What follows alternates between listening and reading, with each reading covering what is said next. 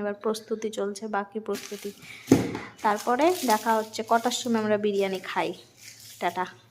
এই যে মশলা বাটাবাটি চলছে, মিক্সিতে বাটবে না, এই সিলে বাটবে, টেস্টি হবে। ওই জন্যে কত বছর পর যে সিল পাটাতে বাটছে আর রান্না করে ঢুকলো এরকম ভাবে। দেখা যাক। চিকেন কষা আর বাইরে হচ্ছে বিরিয়ানি, এই যে রান্না হচ্ছে মাংস। এই যে আর একটা সদস্য, কি হচ্ছে আজকে? মাংস আর কি? হ্যাঁ,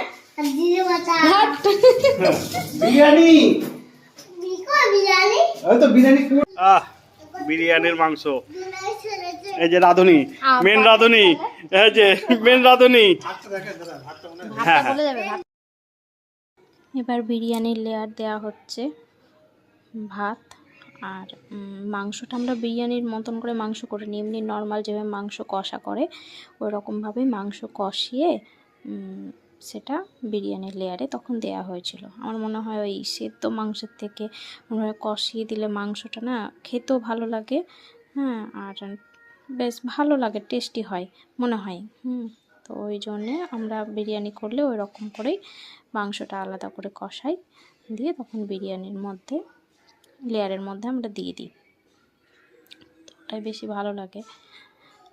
আর এই যে একটু নতুন নতুন রান্নার নেশা উঠেছে, ওই জন্যে রান্নার প্রতি এত ঝোঁক যে আমি সব কিছু করবো। ওর হুজুকেই সব কিছু করা, ওই সব কিছু করেছে যে না তোমাদেরকে কিছু করতে হবে না, তো একটু হেল্প করেছিলাম, সমস্তটা তো একা হাতে সম্ভব না, ওই জন্যে।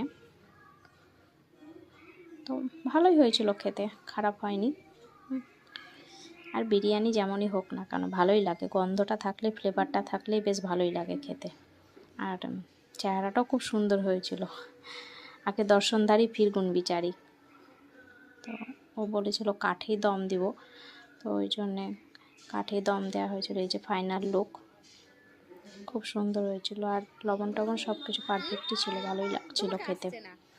আর এ তো খুব এক্সাইটেড, বিরিয়ানি না এর কথায় বিয়ানি।